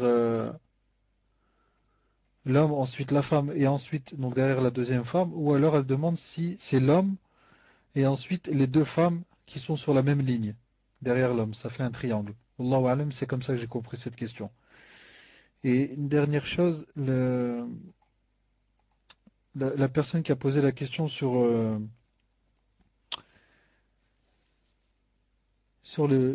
les corps qui sont ramenés dans les pays musulmans, qui sont donc dans un cercueil, elle dit doit-on les faire déterrer pour un pays musulman si on fait avec si on a si on a enterré la personne dans un pays de kufr par ignorance, elle demande est-ce qu'il est obligatoire de faire déterrer cette personne pour la ramener dans un pays musulman? Est-ce une obligation? Et dernière chose, le frère demande, enfin, donc maintenant c'est celui qui a posé la question sur la personne qui a qui a enterré la personne dans un pays musulman dans un cercueil, il demande est-ce que c'est préjudiciable pour le mort, le fait qu'on ne l'ait pas enlevé du cercueil pour le mettre dans la terre. Est-ce que c'est préjudiciable pour lui? Atfadal Cheikh. Une seconde, Inch'Allah, je suis en train de noter les questions. طيب, il me manque une question. Cheikh, il me manque une question que j'avais pas entendue. Euh, Parce que, je te dis quelles sont les questions que j'ai, bi'idna ta'ala. La première, ça parle des celles qui visitent les tombes, etc. Et on a incinéré les morts. La deuxième, celle qui dit est-ce que la femme peut faire salat al-janaza. Ensuite, j'ai une autre question pour comment placer les femmes, comment qu'on les place, le remplacement pour faire la salat sur elles. Ensuite, j'ai celle-là. Est-ce qu'on peut déterrer le mort pour l'envoyer dans un pays musulman? Et enfin, celui qui a été enterré dans le cercueil. Est-ce que il a des péchés ou pas? Entre autres, il manque une question au milieu. Non, en fait, il manque deux questions, cher, car les deux dernières sont des précisions par rapport à des questions qui vous ont été posées tout à l'heure. C'est juste des précisions, Inch'Allah, à apporter. Et les deux questions qu'il manque, c'est est-ce mal de faire des invocations qu'à un seul mort en particulier lorsque l'on visite un cimetière? Et la deuxième, des hommes ont apporté mon père, rahimahullah, dans une pièce pour que la famille puisse le voir, avec le kfon et le cercueil. Qu'en est-il de cet acte? Tfadal, Cheikh. لو سمحت. Barakallahu fik. C'est quoi la dernière question, elle dit? J'étais en train d'écrire. C'est quoi, elle dit, mon père ils ont ramené mon père. Tfaddal. En fait, il dit, Cheikh, ils ont apporté son père dans une pièce, dans une pièce particulière pour que la famille puisse le voir, pour qu'il puisse le visiter. Il demande qu'en est-il de cet acte. Tfadal, Cheikh. D'accord. Pour la cinquième question, Inch'Allah Ta'ala, il n'y a pas de mouchkila. Il n'y a pas de problème. Car la famille veut le voir une dernière fois. Sa mère veut le voir, son père veut le voir, son épouse veut le voir, ses enfants veulent le voir. Si Si maintenant il y a des gens avec lui et que c'est impossible pour que la famille le voie et qu'on l'a emmené dans une autre pièce pour qu'on le voie, Inch'Allah ta'ala, il n'y a pas de mouchkila. Naam. Le prophète sallallahu alayhi wa sallam lui-même, Abu Bakr Siddiq, qu'est-ce qu'il a fait? Naam. Il a vu son visage et il l'a embrassé entre le front. Il a dit, Ya Rasulallah, ma atyabak, comme yani, tu es pur, vivant que mort, aussi bien mort que vivant. Naam. Même si c'est pour le voir, il n'y a pas de problème, bi'idnillah subhanahu wa ta'ala. Ou alors pour l'embrasser entre les yeux, sur le front. Si c'est une personne, yani des maharim, qui l'embrasse. Bon, ensuite on revient à la première question, Inch'Allah.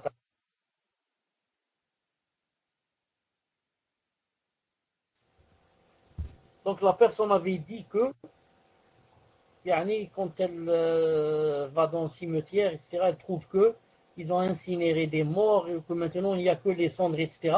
Qu'en est-il de l'âme, puisque l'âme n'est pas dans la tombe, puisque l'âme n'est pas dans la tombe. Nous on va dire à la personne, qui t'a dit bi'idnillahi ta'ala que l'âme n'est plus dans la tombe? Qui t'a dit cela? Ce qui est sûr, c'est que le corps n'est plus dans la tombe. Le corps vient d'être incinéré, vient d'être brûlé, comme les bouddhistes.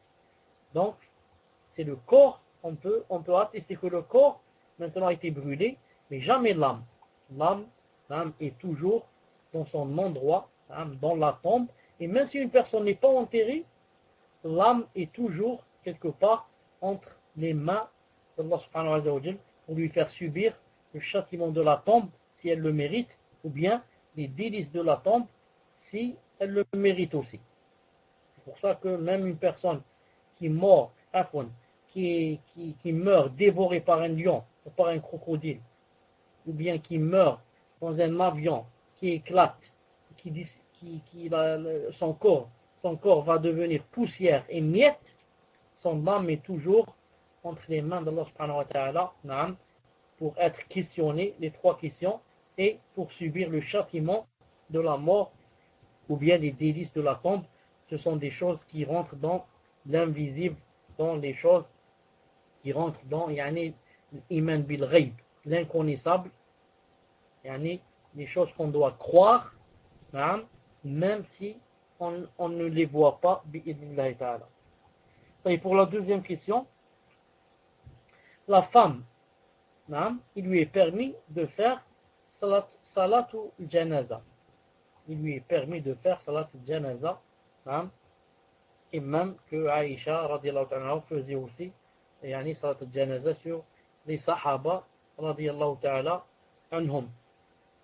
Quand elle fait salatul janaza, elle fait normalement comme l'homme, derrière les hommes, et elle fait de la même manière que font les hommes bi'idnillahi ta'ala. Ce qui n'est pas vraiment sunnah, c'est qu'elles suivent el janaza, c'est d'aller dans le convoi funèbre. C'est ça ce qui n'est pas vraiment sunnah. Même si le hadith dit, je vais vous lire le hadith ici, une seconde. Attendez une seconde. ولم ينهانا ولم يعزم علينا ce qui est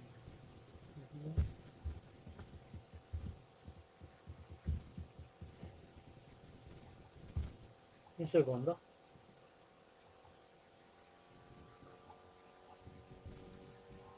أحكام الجنائز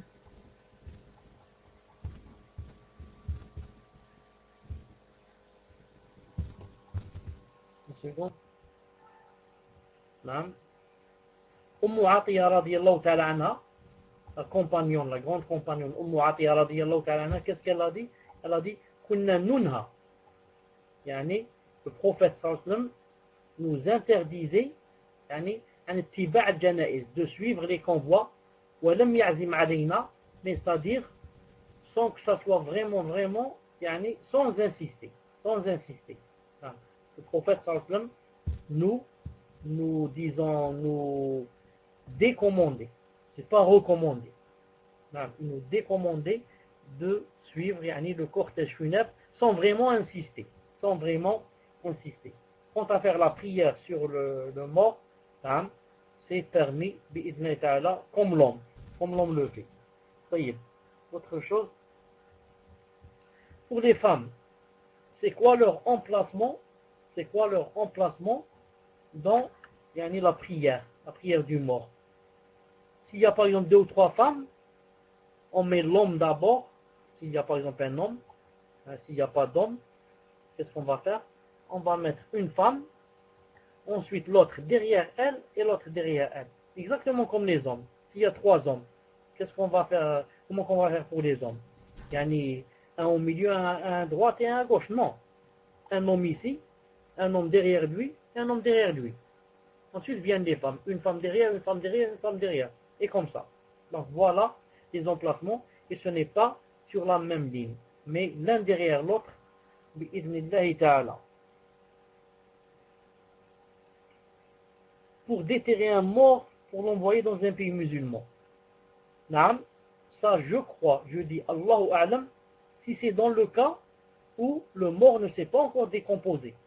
Le mort est là, il ne s'est pas encore décomposé, on vient de le mettre hier ou l'avant-hier ou là, naam, on le ressort et on l'envoie pour être enterré dans un pays musulman. Mais maintenant, si c'est décomposé et que là c'est trop tard et que peut-être il ne reste que les os, etc., Allah subhanahu wa ta'ala a'lam dans ce cas. Naam. Pour la personne qui a été enterrée dans le cercueil. Est-ce que la personne qui a été enterrée, le mort lui-même, le défunt, est-ce qu'il a des péchés pour avoir été enterré dans le cercueil? Écrivez-moi numéro 1, musulman.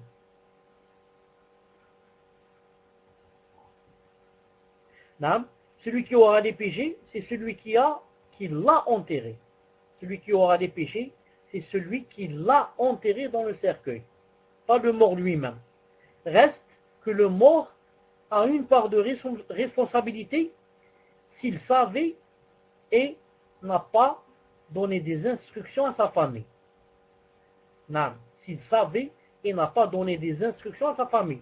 C'est pour ça que vous, par exemple, qui êtes là-bas dans le pays de Kouf, ça devient pour vous, donc ça devient quoi? Ça devient une obligation d'informer dès maintenant la famille et de dire si jamais je meurs, attention que vous m'enterriez dans un cercueil, comme font les chrétiens et les juifs. Attention que vous fassiez cette faute avec moi. Surtout que vous savez que là-bas en Europe, on enterre directement dans un cercueil. Donc pour que ça ne vous arrive pas et pour que vous soyez disons, excusés demain devant Allah subhanahu wa ta'ala, donc autant les avertir dès maintenant. Attention, je voudrais être enterré dans un pays musulman. Si jamais c'est pas possible, alors au moins pas dans un cercueil. Allah subhanahu wa ta'ala alam. Naam. Qu'est-ce qu'il reste? Naam. La dernière question, la personne dit, quand je vais dans le cimetière, etc., est-ce que c'est permis de faire seulement des invocations seulement à un mort? Je dis, quand on va dans un cimetière, d'abord, il y a l'invocation et la dua qui est globale à tout le monde, en disant Assalamu alaykum, ahl al-diyar, en disant que la paix soit sur vous, vous, les habitations des demeures. Donc ici, j'ai fait une dua à tout le monde, à tous les musulmans, tous les croyants. Ensuite, quand je dis je demande à Allah, à nous et à vous, l'afiya, la préservation de tout mal. Donc j'ai fait le dua à tout le monde, à tous ceux qui sont dans le cimetière. Reste que maintenant, je vais faire des doigts spéciales à la personne qui, à cause d'elle, je suis venu au cimetière, à mon père, à ma mère, à mon fils. Je ne suis pas venu à cause des autres, je suis venu à cause de mon proche. Celui-là, c'est à lui que je vais faire des doigts spéciaux ou spécifiques, bi'idhnillahi ta'ala. Tfadlal pour les 5 autres questions. Donc les 5 prochaines questions. Assalamu alaikum. Est-ce que la femme en période de menstrue peut faire le lavage mortuaire? Question suivante. Assalamu alaikum. Est-ce qu'il est vrai que lorsque l'on rêve d'un mort, il faut faire une sadaqa pour ce mort? Question suivante.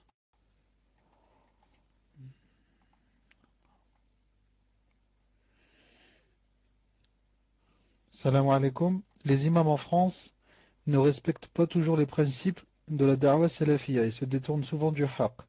Ils font donc salat et janaza sur des personnes suicidées, parfois des mécréants qui faisaient seulement le ramadan par imitation de leurs amis, des personnes qui ne faisaient pas la salat ou encore des personnes mariées aux musulmans mais restaient mécréants, etc. De ce fait, qu'en est-il de cette situation? Comment devons-nous nous comporter dans ces cas? Et, et qu'on doit... Est-ce que l'on doit suivre l'imam pour cette salat? Pouvons-nous laver ces morts et faire des du'as pour eux? Jazakumullah khayran shir. Barakallahu fikum de votre patience. Question suivante. Salam alaikum shir. Vous avez cité le hadith où il est dit que la femme ne porte pas le deuil plus de 3 jours, si ce n'est pour son mari qui est de 4 mois et 10 jours. Pouvez-vous nous dire pour quelle raison le mari et pas la mère, qui a un rang prioritaire et plus élevé, le mari de la femme ou bien la mère de la femme? Question suivante. Assalamu alaikum. Est-ce que pour la prière mortuaire, on lit la surat al-Fatiha ou pas? Tfadal, Cheikh. Oussama, c'est quoi la dernière question? Doit-on lire surat al-Fatiha pour la prière mortuaire? Tfadal, Cheikh. Donc je commence par la cinquième, Inch'Allah Ta'ala. J'ai dit dans le cours que hein, c'était de la sunna et que c'est même obligatoire d'après certains de lire surat al-Fatiha pendant la prière mortuaire. C'est-à-dire que au moins al-Fatiha. Sinon, ce qui est recommandable et recommandé, c'est de lire Fatiha plus une autre surat. C'est mieux encore. Non. Donc pour ceux qui ne savent pas yani, comment on fait la prière du mort, après avoir yani, euh, placé des rangs, et de préférence la sunna, c'est seulement 3 rangs, de préférence. Si on peut grouper tout le monde qui est venu pour faire la prière sur le mort, si on peut les grouper en 3 rangs, c'est la meilleure des salats janaza. C'est la meilleure. 3 rangs seulement, pas plus. Maintenant, si ce n'est pas possible, il y a beaucoup de monde où il n'y a pas comment faire 3 rangs, alors on fait 5, 7, comme ça, 8 au maximum. Si on ne peut pas maintenant 8, on fait salat janaza sur lui, sans que ça soit 8, sans que ça soit impair. Ensuite, on dit Allahu Akbar et on ne fait pas dua d'istiftah. On ne dit pas Allahu Akbar kabira ou alhamdulillah kathira subhanallah bukratan wa asila. On dit seulement Allahu Akbar, a'udhu billahi minash shaitanir rajim, min hamzihi wa nafthihi, et on lit d'abord le Fatiha. Et ensuite, si on a le temps, on lit une autre sourate avec le Fatiha. Ensuite, on dit une deuxième fois Allahu Akbar. Quand on dit une deuxième fois Allahu Akbar, on entend le takbir la deuxième fois, on va faire la salat sur le prophète sallallahu alayhi wa sallam. La meilleure salat, c'est salat Ibrahim. اللهم صل على محمد وعلى آل محمد كما صليت على إبراهيم وعلى آل إبراهيم وبارك على محمد وعلى آل محمد كما باركت على إبراهيم وعلى آل إبراهيم في العالمين إنك حميد مجيد. C'est la meilleure. Sinon, اللهم صل وسلم على رسول الله اللهم صل وسلم على رسول الله اللهم صل, et comme ça jusqu'à ce qu'on entende le troisième takbir. Quand il dit le troisième takbir, on doit faire des doigts aux morts. Si c'est un homme, on dit Allahumma ighfir lahu warhamhu وزيد في حسناته وتجاوز عن سيئاته وابدله أهلا خيرا من أهله ودارا خيرا من دار sur le mort. Quand on entend le quatrième takbir, on fait des doigts aux morts musulmans et à nous-mêmes. Et entre autres, on dit Allahumma la tuhrimna ajrah wa la tudhilna ba'dah wa hayyina ba'dahu al-islam wa tawaffana al-iman. Et comme ça, des doigts pour nous aussi, pour nous. Ensuite, on fait le salam sans lever la voix basse. Salam alaikum. c'est permis aussi de faire à droite et à gauche, mais sans lever la voix. Maintenant, si l'imam il lève la voix, c'est pour que les autres sachent qu'il a dit, qu'il a fait le tslim, qu'il a terminé la salat. Ensuite, pendant le takbir, quand on est derrière l'imam, on est en train de faire le takbir. L'imam, quand il dit Allahu Akbar, il dit à voix haute. Pourquoi? Pour que les gens l'entendent et sachent qu'il a fait le takbir et qu'il est au deuxième takbir, au troisième et au quatrième. Mais les gens qui sont derrière lui, ce n'est pas obligé qu'ils le font à voix haute. C'est pour ça que vous allez trouver que les gens, quand ils font ça le janaza, quand ils entendent l'imam dire Allahu Akbar, ils le disent tous à voix haute. Allahu Akbar. Ensuite, deuxième. Allahu Akbar. Et comme ça. Alors que ça n'a rien à voir avec la sunna. L'imam dit à voix haute pour que tu l'entendes, c'est tout. Mais toi, tu n'es pas obligé de dire Allahu Akbar à voix haute. C'est comme dans la salat. Quand tu fais la salat dans la mosquée, l'imam dit Allahu Akbar. Toi aussi, tu vas dire Allahu Akbar. Tout le monde à la fois. C'est une faute, ça. Non, c'est comme ça. Donc, on fait salat janaza bi'idnillahi ta'ala. Donc, pourquoi j'ai dit ça?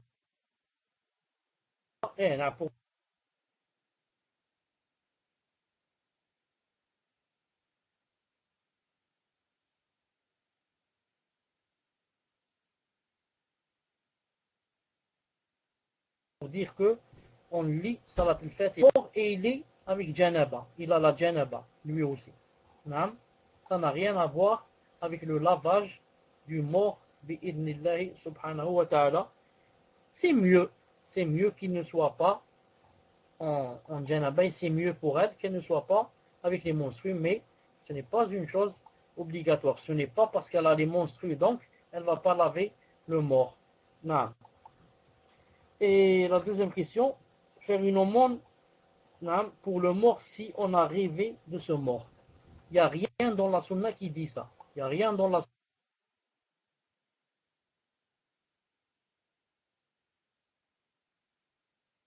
sunna qui dit que si on rêve, je vais donner quelque chose, au nom de mon père. Il n'y a rien dans la sunna qui dit cela. Si maintenant en rêvant de lui, tu t'es rappelé de lui, ça fait longtemps que tu l'as oublié, ça fait des 20 ans là qu'il est mort, là, et maintenant en rêvant de lui, tu t'es rappelé de lui. Maintenant, si tu veux faire une aumône, c'est pas parce que ça, c'est dans la sunna, mais parce que tu t'es rappelé de lui.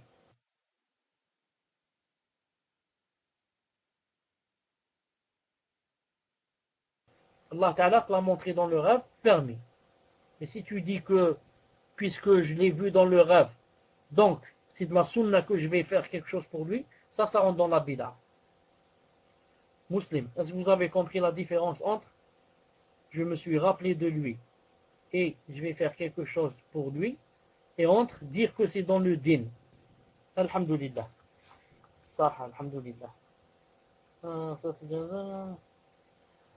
Non, pour l'avant-dernière question. L'avant-dernière question qui dit que il y a l'imam ici qui fait la salat sur des suicidés ou sur des gens qui ne sont pas musulmans à 100% ou là. Jeudi. Pour faire la salat pour faire la salat sur un mort, il faut une condition. Quelle est cette condition? Que le mort soit musulman. C'est tout. C'est tout. Si je suis sûr que le mort c'est un musulman, un certain nombre de musulmans, au moins une personne, doit faire la salat sur le mort. C'est interdit de le laisser sans la salat ou bien sans le lavage. Si toutefois il est musulman, c'est tout. Maintenant, qu'il soit mort suicidé, ou bien parce qu'il a fait la zina, ou bien parce qu'il s'est drogué, une overdose et il est mort avec la drogue, ou bien il s'est jeté de la fenêtre ou là, tout ceci ne m'intéresse pas.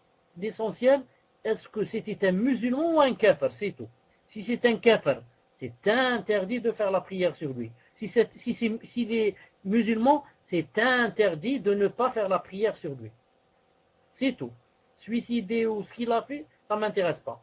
Reste une ou deux choses. Quelles sont ces une ou deux choses? Ces une ou deux choses, c'est maintenant, s'il est mort, par exemple, suicidé, ou à cause de la zina ou de la drogue, etc. Maintenant, c'est bien pour les gens de science, par exemple, de ne pas faire la prière sur lui pour faire peur aux autres. Pour que les gens disent, regardez, on n'a pas fait la prière sur lui, il n'y a pas beaucoup de gens, il n'y a pas beaucoup de monde, juste 5 ou 6, pour faire peur aux gens, c'est tout. Sinon, il faut qu'il y ait un groupe qui fasse la prière sur lui, au moins une personne. Sinon, si personne ne fait la prière sur une personne qui est morte musulmane à cause de elle s'est suicidée ou elle est morte droguée, si personne ne fait de la prière sur elle, tous les musulmans qui savaient que cette personne est morte et n'ont pas fait la prière sur lui, tous les musulmans alors auront des péchés. Tous les musulmans qui n'ont pas fait la prière sur cette personne alors qu'ils savaient qu'elle était morte et qu'ils savaient qu'elle était musulmane, alors ils auront des péchés. Ça, c'est la première des choses. Il reste une autre chose, quand des fois j'ai des doutes. Je ne sais pas cette personne si elle était musulmane ou elle n'était pas. Certains disent si, d'autres disent non. Maintenant j'ai des doutes. Et apparemment son père c'est un musulman, sa mère c'est une musulmane. Il y a des signes que c'est un musulman. Et c'est pas très clair que c'est un musulman. Comment qu'on fait? On va faire la prière sur lui. On va faire la prière sur lui. En quoi? En posant une condition. Je vais faire une prière sur lui en posant une condition. C'est ce qui est arrivé à Cheikh al-Islam ibn Taymiyyah. Quand on lui ramenait des gens morts avec des tatars, etc., mais qui apparemment sont des musulmans, mais il y a comme des signes qui ne sont pas des musulmans. Allahu alam. Qu'est-ce qu'il disait? Il a dit, ça m'a vraiment posé dans l'embarras. Vous m'entendez, Muslim, écrit numéro 1. Il a dit, j'étais vraiment dans l'embarras, comment faire? Est-ce qu'on fait la prière sur ces gens-là? Est-ce qu'on ne fait pas? Est-ce qu'ils sont musulmans? Ils ne le sont pas? Etc. Il a dit, alors j'ai vu le prophète, sallallahu alayhi wa sallam, dans le rêve. Ibn Taymiyyah dit, alors j'ai vu le prophète, sallallahu alayhi wa sallam, dans le rêve, et je lui ai posé cette question, et il m'a dit, Ishtarit ya Ahmed, parce qu'Ibn Taymiyyah s'appelait Ahmed. C'est son prénom, Ahmed. Il a dit, Ishtarit. Ishtarit, ça veut dire, pose une condition à Allah subhanahu wa ta'ala. Comment tu poses une condition? Quand tu fais la prière, tu dis à Allah, s'il est musulman, alors donnez-lui rentrez-le au paradis, éloignez-le du feu, etc. S'il est musulman. Ça veut dire s'il n'est pas, non. Ça veut dire moi j'ai fait la prière sur lui en mettant la condition que ma prière est valable s'il est musulman. Et le fait de poser des conditions, ça a été pris non seulement du rêve on ne prend pas de jugement en islam, mais de la femme que vous connaissez tous, qui a dit au prophète sallallahu alayhi wa sallam, je veux aller au hajj, etc., mais j'ai un problème, je crois qu'elle parlait d'elle ou de son père, un problème que je suis malade, etc., j'ai peur de ne pas continuer le hajj, etc. Il lui a dit, pose des conditions, ishtariti que que tu vas terminer ton hajj et le suspendre là où tu as des problèmes et tu ne peux plus. C'est pour ça qu'une personne qui va aller au hajj, qui n'est pas sûre de pouvoir continuer le hajj, etc., elle a le droit, en faisant l'ihram, quand elle va commencer son hajj, de faire une condition. De dire, ya Allah, je pose comme condition que, si je ne le termine pas, je vais le suspendre pour le recommencer. Donc c'est possible de poser des conditions. Et il y a aussi d'autres dalils où on pose des conditions. Dans Salat al-Istikhara, qu'est-ce que vous dites? Dans Salat al-Istikhara, vous posez la condition. Vous dites, in kana, si jamais ce que je vais faire est bien pour moi, etc., alors ya Allah, facilité, etc. Si jamais c'est pas bien pour moi, ya Allah, éloignez cette chose de moi. Donc vous posez des conditions. Et aussi, les anges, quand ils sont venus vers les trois personnes, l'aveugle et le chauve et le troisième, qui avait la lèpre, quelque chose comme ça. Les anges, quand ils sont venus, qu'est-ce qu'ils leur ont dit? Ils ont fait une condition. Il y a Allah, ils ont dit, si cette personne est véridique, etc., alors donnez-lui. Sinon, rendez-la comme elle était, rendez-la chauve ou bien aveugle ou bien avec la lèpre comme elle était. Ils ont posé comme ça des conditions. Et Saad ibn Abi Waqqas, le grand compagnon, qu'une personne a accusé, car Omar ibn Khattab a ordonné, a commandé à Saad ibn Abi Waqqas que ce soit lui l'imam dans une contrée en Irak. Et quelqu'un, un hypocrite, a voulu quoi? A voulu lui faire des problèmes et il a envoyé à Omar al-Khattab comme quoi il ne fait pas la prière à l'heure, comme quoi il ne prie pas bien, comme quoi il est injuste, comme quoi il ne partage pas les biens entre nous, etc., etc. Il a dit comme ça devant Omar al-Khattab. Car Omar al-Khattab, quand on lui a envoyé la pétition contre lui, il est allé à la mosquée, il a voulu qu'il entende des gens. Il a dit, qu'est-ce que vous dites, vous pensez de Saad? Tout le monde s'est tu, sauf cette personne qui s'est levée. A dit à Omar, excuse-nous, mais il prie pas bien, il prie pas bien, il prie pas à l'heure, il est injuste, il fait ceci, cela. Qu'a dit Saad? Il a dit, ya Allah. Il a dit, je vais dire une chose, ya Allah. Si cette personne est menteuse, si cette personne est en train de mentir, alors il a fait des doigts contre lui. Alors, faites de lui de sorte qu'elle soit la plus pauvre et qu'elle ne meure pas jusqu'à ce qu'elle ait des fitnas. Qu'elle meure vieille avec des fitnas. Mais il a fait la condition. Et Allah, si cette personne est menteuse, et cette personne avait menti, et Allah Ta'ala a exaucé les vœux de Saad, cette personne est morte vraiment très vieille, et elle est morte vraiment très pauvre, et une personne l'a vue, elle a dit, j'ai vu cette personne sur laquelle Saad avait fait des doigts contre elle, il a dit, j'ai vu cette personne, il y a des sourcils qui étaient tombés, tellement vieilles, des sourcils lui ont fermé l'œil. Et il a dit, je l'ai vu, en train de faire des clins d'œil à des jeunes filles de 15 ans ou 16 ans, cette personne qui avait 100 ans ou 110 ans, quand une jeune fille de 15 ans ou de 13 ans passait devant elle, il lui faisait des clins d'œil. Pourquoi? Et cette personne elle-même disait, c'est Saad ibn Abi Waqqas qui a fait des doigts contre moi. Et Allah Ta'ala lui a exaucé. Je ne peux pas faire autre chose. Donc on prend ce hadith que Saad a fait des doigts contre cette personne en faisant une condition, en disant si, ya Allah, si cette personne est une menteuse, alors faites-lui ceci, cela. Donc on prend que, on peut faire des doigts contre des gens. Hein. Saad a fait des doigts contre cette personne. Si une personne me fait du mal, je peux faire des doigts contre elle. Si je ne suis pas sûr que c'est elle, je pose la condition. Je dis à Allah, si. Ya Allah, si c'est cette personne qui a dit telle ou telle chose contre moi, alors faites-lui telle et telle chose. Donc j'ai dit tout ça pour dire que tout musulman doit faire la prière sur lui. Même s'il meurt suicidé, même s'il meurt avec n'importe quoi, qu'il soit musulman, c'est tout. Si on a des doutes, on fait le si, on fait la condition. Autre chose, qu'est-ce qui reste ici? Non. Enfin, pour la quatrième question. Il reste 3 minutes. Il reste 3 minutes pour que le temps se termine. Inch'Allah ta'ala, si on a commencé à 21h30 en Algérie, dans 3 minutes, il va être 22h30 bi'idhnillah subhanahu wa ta'ala.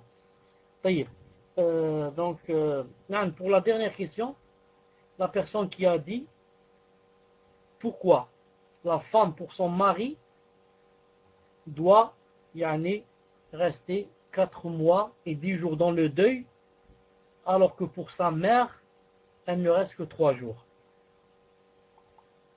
Et la réponse est bien sûr claire, ce n'est pas parce que le mari a plus d'importance dans les liens familiaux que sa mère. Tout le monde connaît le hadith de à qui dois-je obéir? Il a dit ta mère, 3 fois, et la 4e fois, il a dit ton père. Et même dans un autre hadith, il a dit 4 fois. Il a dit 4 fois ta mère, et la 5e fois, il a dit ton père. Non, ce n'est pas à cause de cela que ça ne veut pas dire que, donc, que le mari est mieux que la mère. Mais en islam, la femme doit rester dans le deuil 4 mois et 10 jours pour 2 raisons. La première, pour que on sache, bon ici qui c'est mort, c'est son mari. On sache d'abord si elle est enceinte ou pas. Car c'est impossible qu'elle soit enceinte et que pendant 4 mois et 10 jours, il n'y a pas eu de grossesse. S'il y a un bébé, 4 mois et 10 jours est suffisant pour montrer qu'elle est enceinte. Et deuxièmement, pour montrer quel est le droit de son mari aux autres et que personne, c'est-à-dire qu'elle n'a pas le droit de se marier et que personne n'a le droit de l'approcher, car même si son mari est mort, elle est toujours sa femme, elle est toujours son épouse, tant que la période de viduité, qui est de 4 mois et 10 jours, ne s'est pas terminée. La preuve, elle est toujours sa femme jusqu'à présent, même lui mort, personne n'a le droit de se marier avec elle, ni de l'approcher, tellement son mari, c'est quelque chose de très important pour elle. Il est toujours là avec elle, même si elle est morte, jusqu'à ce que la période de viduité se termine, pour qu'un homme, un étranger, puisse l'approcher. C'est pour montrer aussi, quoi? Pour montrer le statut de son mari, bi'idnillahi ta'ala. Mais ce n'est pas pour le pleurer 4 mois et 10 jours, etc. Non, c'est pour que personne ne l'approche bi'idnillahi ta'ala pendant toute cette période, et aussi pour que voir si bi'idnillahi ta'ala elle est enceinte ou elle ne l'est pas. Voilà, Inch'Allah ta'ala, pour le cours d'aujourd'hui. Reste que pour le cours de mercredi, Inch'Allah ta'ala, prochain, il faut voir. En principe, s'il n'y a rien de spécial, question de santé, Inch'Allah ta'ala, je serai là le mercredi. Mais s'il y a quelque chose, car demain j'ai rendez-vous avec le professeur qui me dira c'est quand l'opération. S'il dit c'est demain ou après-demain ou là, donc mercredi je ne serai pas là. S'il dit c'est plus loin, dans 10 jours, 15 jours, donc rendez-vous Inch'Allah ta'ala mercredi. Sinon Inch'Allah ta'ala, il faut voir sur le site bi'idnillahi ta'ala. Subhanak Allahumma bihamdik, ashhadu an la ilaha illa ant, astaghfiruka wa atubu ilayk. Assalamu alaikum wa rahmatullahi wa barakatuh.